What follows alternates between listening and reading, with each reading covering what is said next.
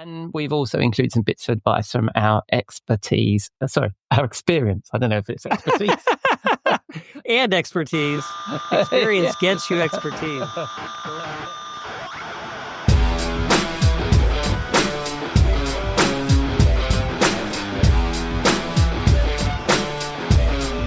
Hello and welcome to episode 288 of the Rockstar CMO effing marketing podcast, a proud member of the Marketing Podcast Network. Hope you're well and staying as sane as you feel you need to be. I'm your host, Ian Truscott. I'm a managing partner at B2B tech advisory Velocity B, and on this podcast, I chat with a band of marketing chums who share their marketing street knowledge, which I hope will bring out the rockstar marketer in you. This week, my chum and former Forrester Research Director Jeff Clark is back, and today we are diving into some research from Edelman that talks about the hidden buyer, and we share 5 effing things to help you reach them.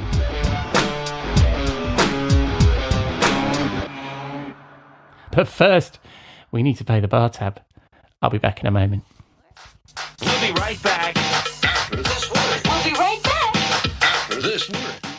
Are you tired of juggling multiple software tools to manage your agency? Say hello to Deltek Workbook, the ultimate solution for marketing and communication agencies. With Workbook, you can streamline your projects, resources, and finances all in one place. Imagine real-time dashboards and reports giving you full visibility into your projects, people, and financials. Plan your team's capacity weeks in advance to avoid bottlenecks while staying on budget to maximize project margins. Plus, Workbook works perfectly for both agencies and in-house marketing teams looking to boost efficiency and profitability. And here's the best part. At PCI, we're a certified Deltek partner and reseller offering expert implementation, integrations, and ongoing support to ensure your success. Want to see how Deltek Workbook can transform your operations? For a free consultation, visit pci.us/podcast today. That's pci.us/podcast. Make your next move with American Express Business Platinum. Earn 5 times membership rewards points on flights and prepaid hotels booked on AmexTravel.com. And with a welcome offer of 150,000 points after you spend $20,000 on purchases on the card within your first 3 months of membership, your business can soar to new heights. Terms apply. Learn more at americanexpress.com/business-platinum. Amex Business Platinum. Built for business by American Express.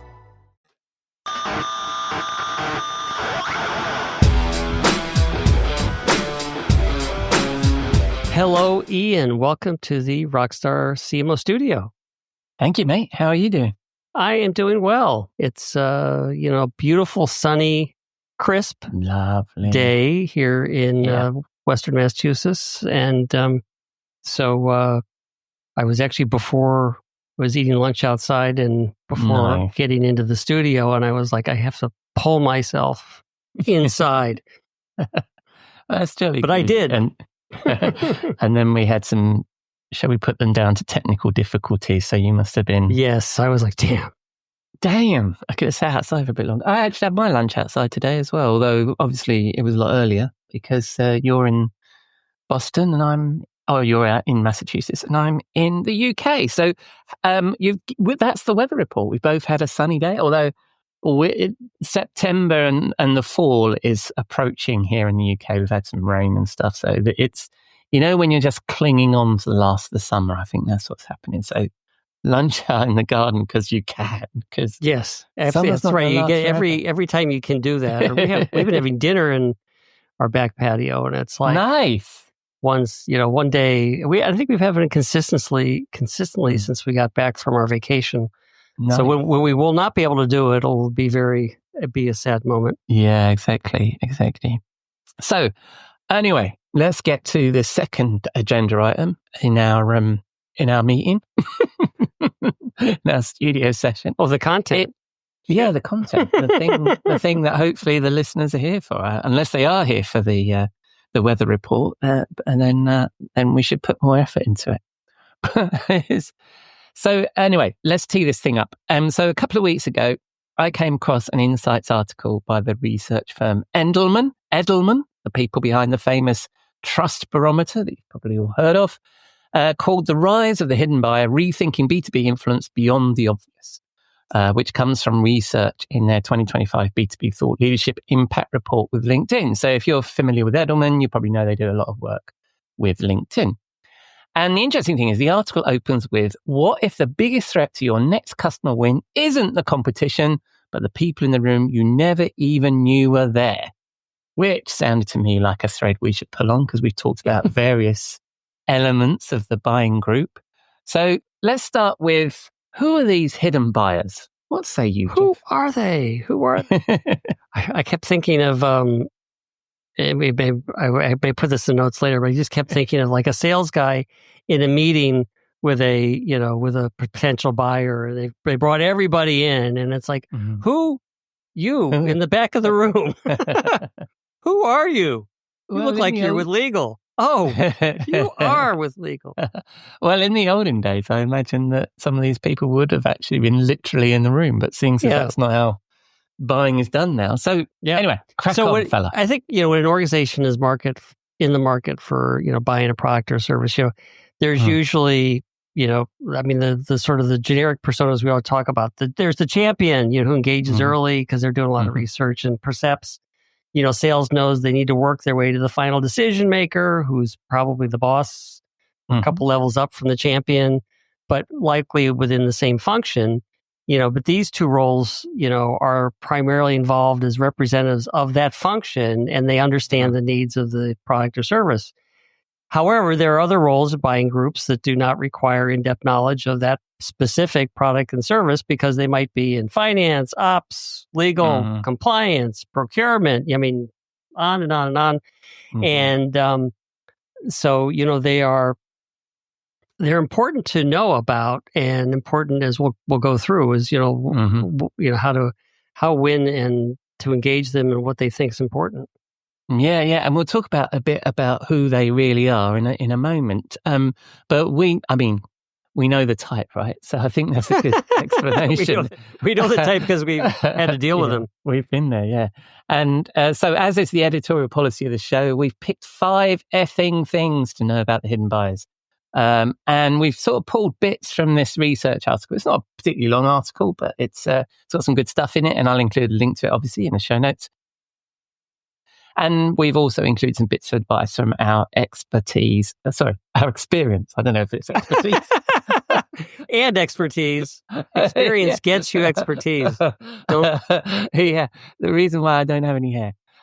So why don't you go first, Jess? Jeff, what have you got, fella? People who are listening at home may not know that you don't have hair, but that's... They should have seen my baldy image on LinkedIn. Yeah, that's true. So, first one is the safest choice isn't always the winning choice. So, the hidden buyers are people in positions that we often categorize as gatekeepers. I mentioned some of the typical, functions they come from. So they're not the champion, they're not the final decision maker, but they come into the buying group with a perspective that may be more interested in protecting the business from crazy ideas that come out of marketing, sales, and product groups or whatever. Certainly more interested in protecting than whoever's championing the solution.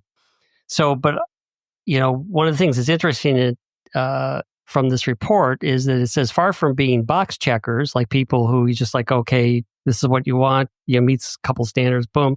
Hidden buyers value thinking that informs them or even challenges their perspectives. So, you may think because they're illegal, they just want to, make sure that the contract is right, but they might be saying, what is in this problem we're trying to solve? I'm interested in what it's going to do. So they gravitate to content that questions assumption and invites new ways of thinking.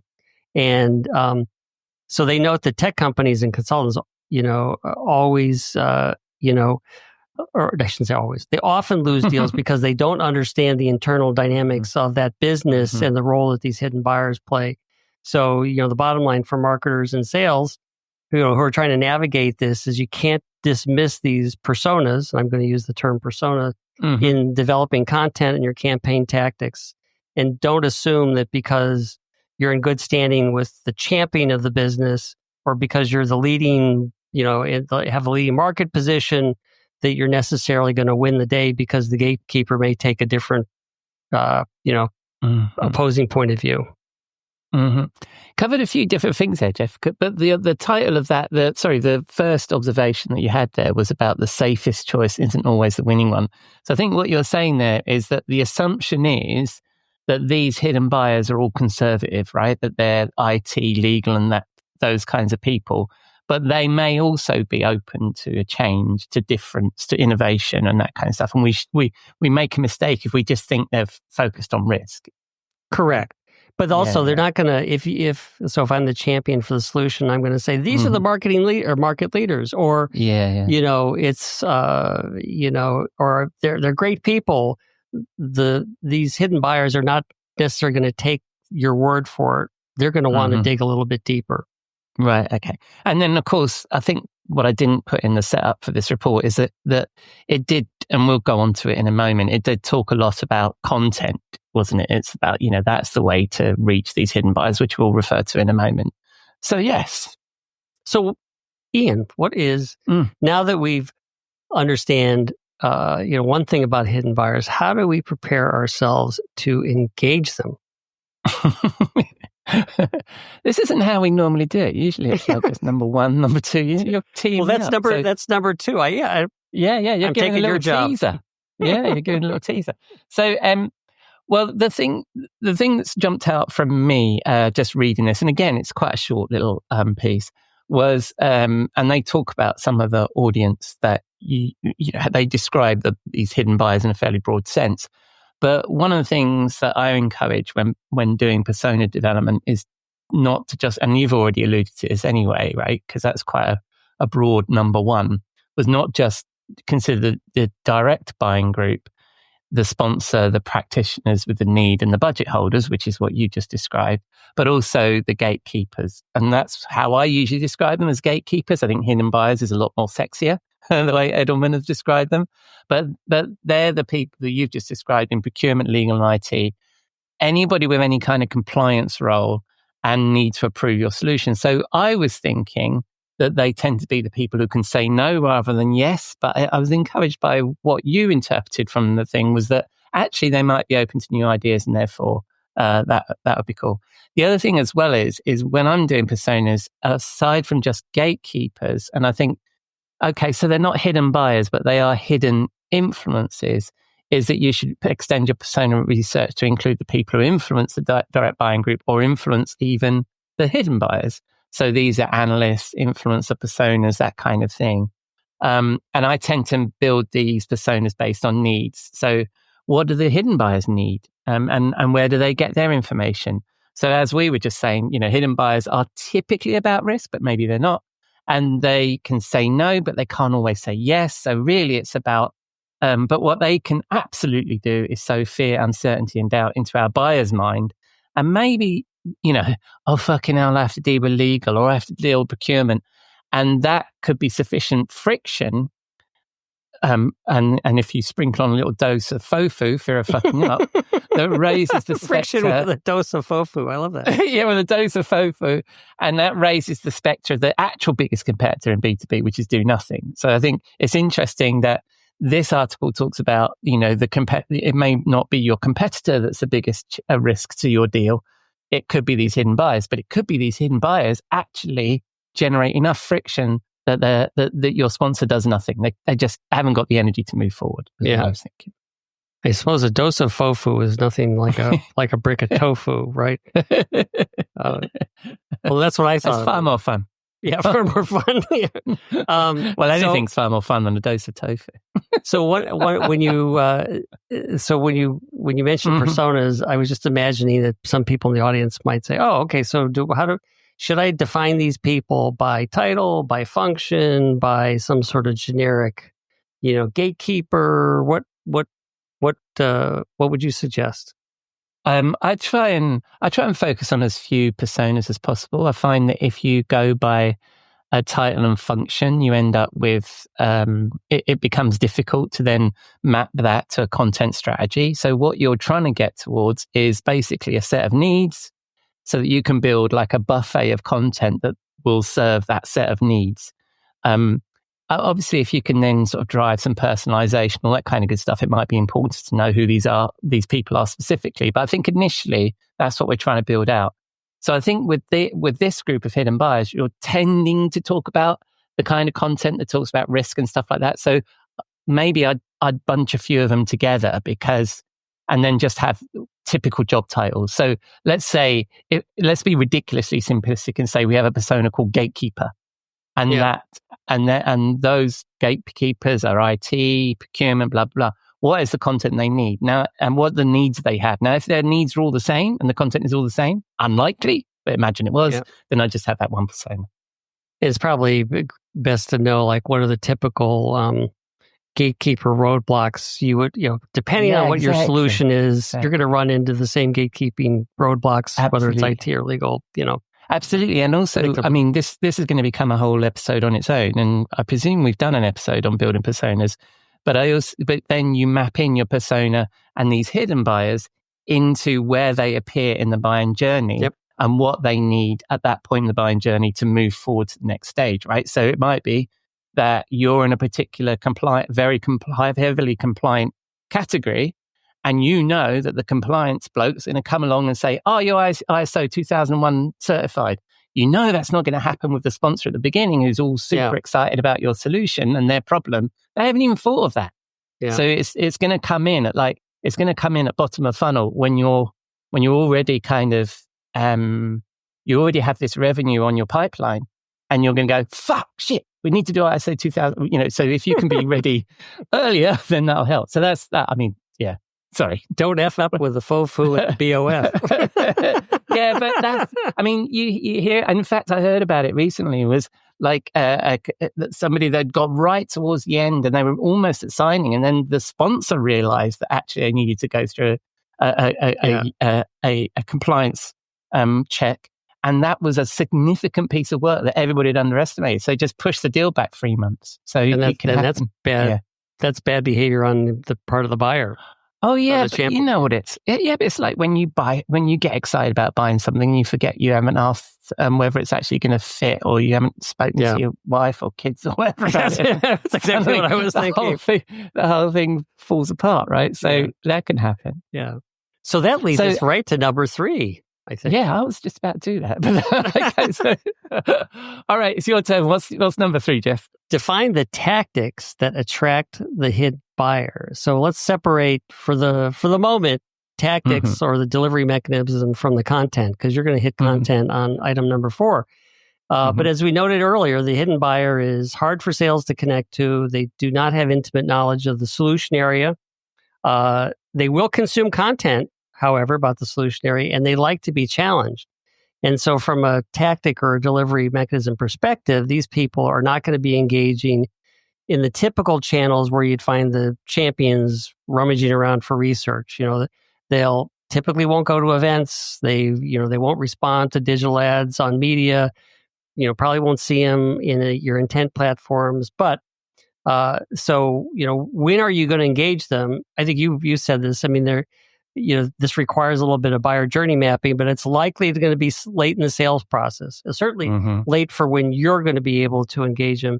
And this doesn't mean that you shouldn't make your content accessible until late, because you may need to have it accessible as soon as possible for the right engagement. And so that engagement could be they're doing organic search. They're going on Google because they say, Ian in marketing is looking for a content management platform.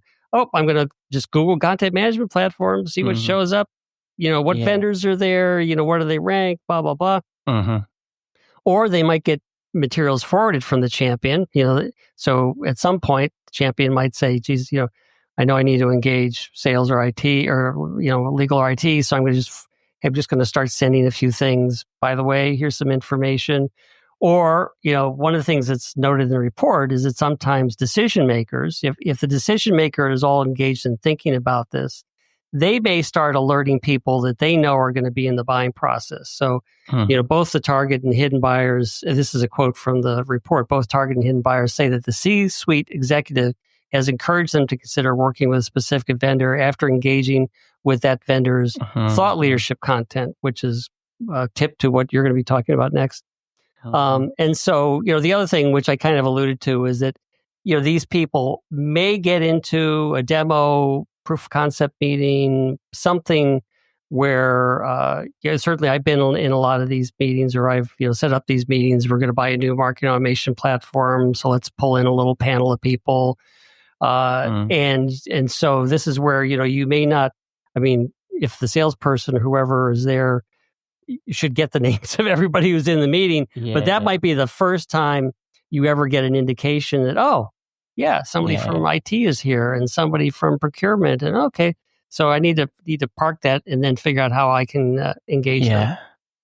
But in a sense, you might already be too late if that's the case, right? Because I think that, if you do that, understanding the buyer's journey and thinking about all these hidden buyers and what content they need, then you should be good to go. And I think that also having a category understanding of how people buy in this category is important. So when I was in pre-sales a billion years ago, I worked with a government sales guy here in the UK, and he understood how government did procurement. And interestingly enough, a lot of the people who were getting excited about our solution and our champions were new to that and didn't know how procurement worked. They just knew they wanted this shiny thing, and then he was almost coaching them through how to work with procurement, and he could he could give them, because I think you're right with this, right? So I think the primary channel for the materials is going to be via the champion, who's going to then have to give something to legal, because they're not going to come and look. They're going to be passive in this search, aren't they? They're not going to go and help themselves. Whereas your sponsor is super eager and will be more active in that buying journey, won't they? Yeah, and I think the point you're bringing up is they're going to be passive until they're prodded. So if the champion or the decision maker prods them, then all of a sudden they're going to go, huh. And so you want to be, that's a time where you would want your content to be more proactively handed to them, as opposed to them finding out that you're not on the first page of a Google search, which I've run into before. Yeah, no, I think that, but I think you're right. There will. I mean, you're invited to. You're in legal. You're invited to a meeting about. You use the example CMS. You may do a cursory look so you understand what the meeting's about. But do you really give a fuck? I mean, you're being given a job to do, right? It's not like I'm passionate about solving this problem that I have, or I have this pain or whatever, like the champion has, or the senior practitioner, or even their boss has.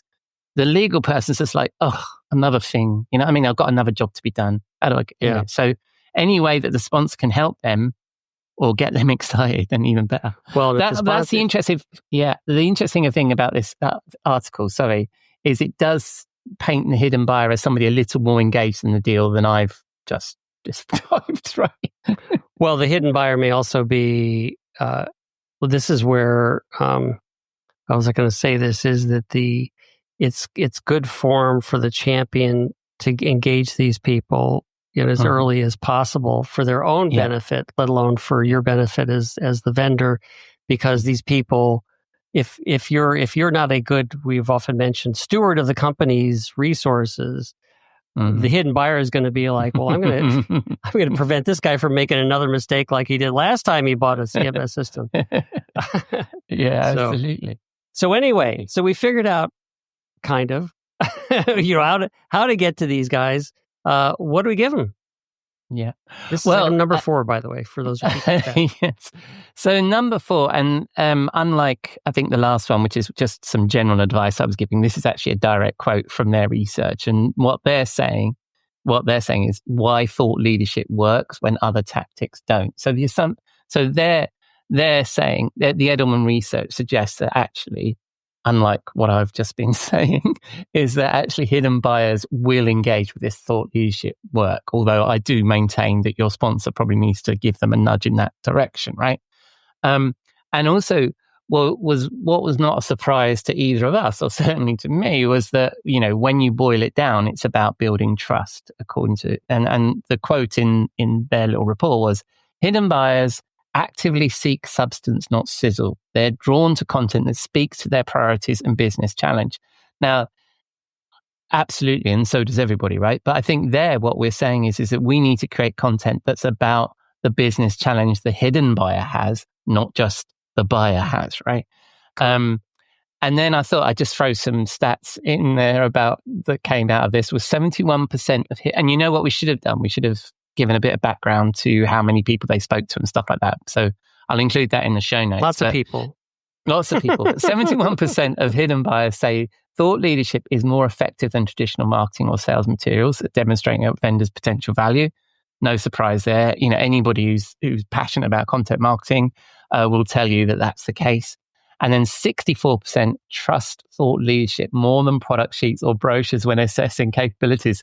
Again, no surprise there, right? So this is saying that the vendor's thought leadership, their position, the story they tell around their product is way more important than the features and functions and flippers and flappers and all that good stuff, particularly with the hidden buyer. But also what I thought was interesting was it wasn't just about trusting you, the vendor, to the buyer. It was also about the sponsor or advocate, you know, the person we were just talking about, who is trying to enact the change. Their solution, your solution, so the change your solution will help them with. So we've talked about this before, right? Is that any time anybody's buying anything from you, it's going to require a change, and we need to help people with that change. And it builds trust in them as as a trusted person within the C-suite with their colleagues, if that's so. It's trusting themselves with hidden buyers and gatekeepers is what I'm saying there. So the stat there was 51% of hidden decision influencers say high quality thought leadership helps them convince C-level executives, with 52% saying it helps them persuade other members of the buying group. So this is very much the point I was making earlier on with you, Jeff, was that that's going to be our conduit to get to the hidden buyer, is going to be our advocate and our sponsor. And so we need to enable them to be trustworthy and then share this content with the hidden buyer. That was what I pulled there from about the thought leadership stuff. Lots of good stats. Of course, marketers, we always like good stats. But I mean, some of these numbers are they're kind of overwhelming in terms of the percentage. Like the one that I picked up on about the value of thought leadership content is that 91 say that, the value of, or the hallmark of quality thought leadership is it helps them uncover challenges and needs that they hadn't recognized. So the hidden buyer didn't. I was like, I didn't know that was a common problem. Yeah. And they prefer, 85% say they prefer vendors who help them understand their business's challenges and needs. Because it's like, I didn't know this was a problem, and I guess it's pretty common across everybody in our, type of business. So. Well, this is like, and I don't think we discussed it, but I wrote about this recently, or whatever, it was in a solo episode or whatever. The thing I'm thinking about this is, that we're often quoting 6 Sense and LinkedIn 95/5 rule, right? In the olden days, I was taught solution selling, and part of that was that the sales guy would go in, or the sales team would go in and re-engineer the vision of the buyer, right? And steer them towards your way of working, your way of solving the problem, and the strength of your solution and all that good stuff. Yeah. I think now, with people doing all of their research before they speak to the buyer, there's no opportunity to do that and compress sales cycles, SaaS and all that good stuff. So I think this point that you're making is so relevant, is that your thought leadership, which is engaging with them in that dark funnel at the top, is what's going to have to shape their vision of how to solve the problem, and whether you're right for that or not, right? The dark funnel. Ooh, beware the dark funnel. Yeah, I think we said that some more.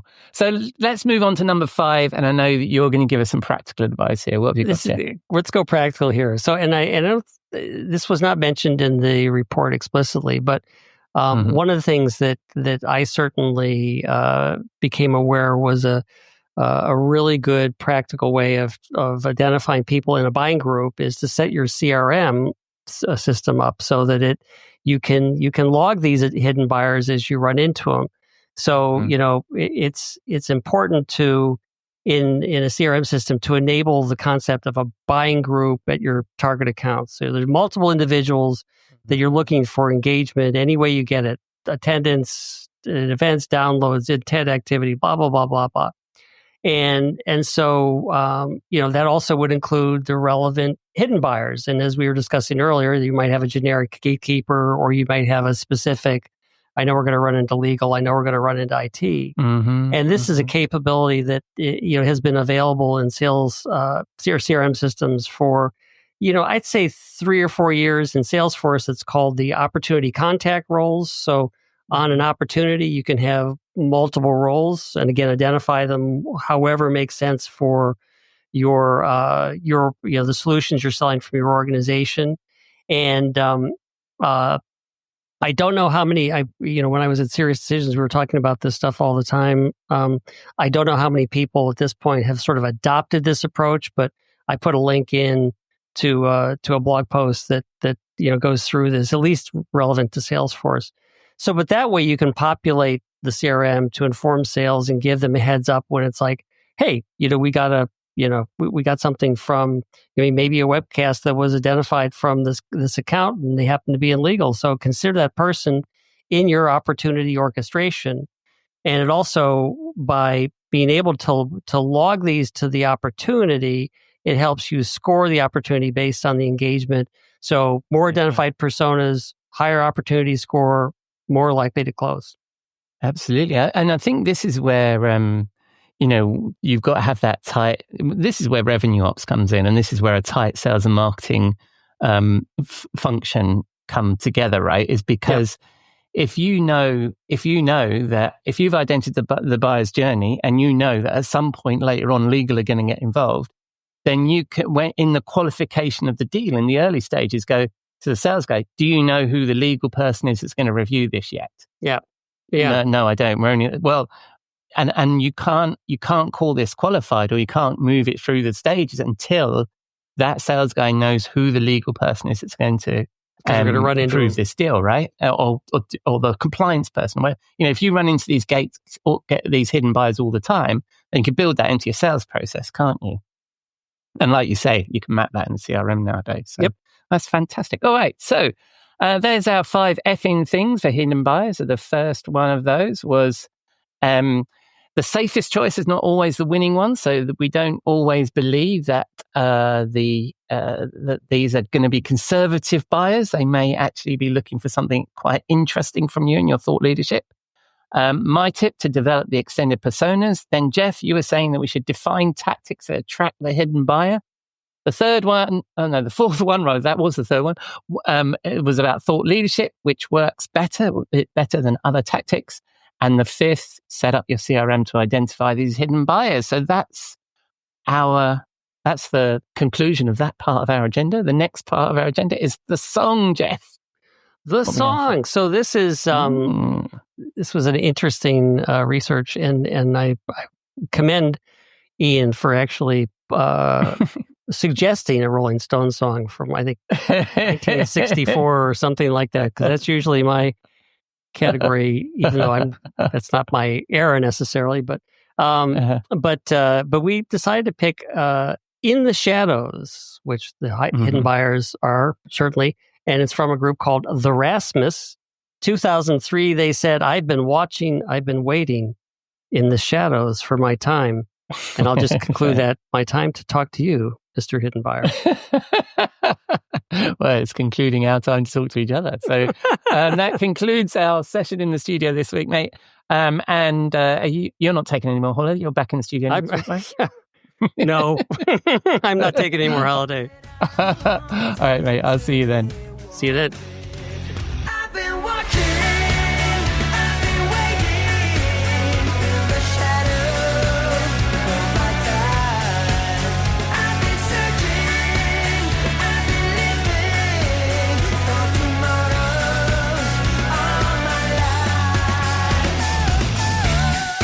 Thank you, Jeff. And that was a little snippet of Rasmus and In the Shadows from 2003. And by the way, if you like any of these tunes that we sort of put little snippets in on the show, I do include a link to them in the show notes.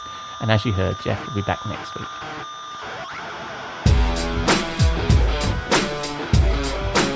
So that's a wrap on episode 288 of the Rockstar CMO effing marketing podcast. Thanks to Jeff for his insight, and to you for putting a dime into your podcasting jukebox, selecting our track and jiving along with us.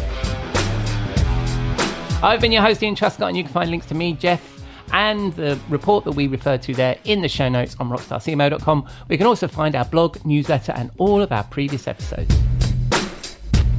We'd love to hear from you, so please reach out via the website or LinkedIn. Just search Rockstar CMO. I'm sure you'll find us, but please mention you're a listener if you'd like to connect.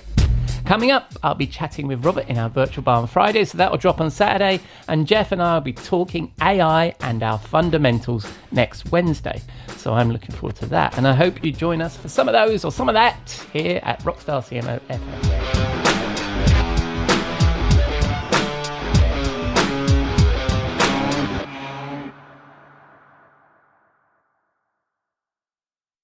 You may know you're listening to this show along the Marketing Podcast Network, but did you know there are other great shows on MPN to help your business? Hennika Watkins-Porter hosts The Entrepreneurial You, empowering entrepreneurs with insights on leadership, business, and success. Hennika, tell listeners what to expect from your show. So we provide innovative business strategies and practical solutions to common entrepreneurial challenges. And where can people subscribe? Find us at hennikawatkinsporter.com, as well as the Marketing Podcast Network at marketingpodcasts.net, or search for it wherever you get your podcasts. You heard her. Go subscribe. This podcast is heard along the Marketing Podcast Network. For more great marketing podcasts, visit marketingpodcasts.net.